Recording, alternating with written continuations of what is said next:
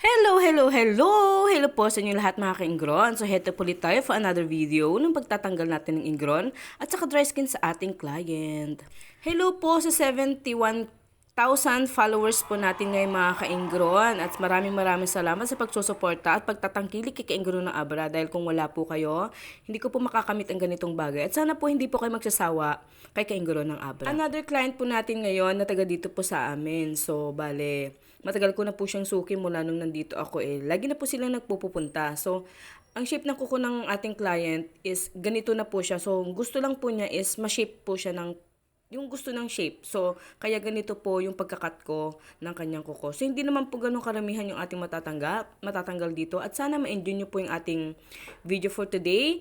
At kung hindi pa po nakasubscribe, pa-subscribe na po at pa-click ng notification bell para po ma-notify po kayo sa mga long videos and full videos na akin na-upload. Pa-follow na rin po ang aking Facebook page at pa-follow na rin po ang aking Facebook Reels. Pa-like, comment, and share sa mga videos ko. At samahan niyo po ako lagi, ka-ingron ng Abra.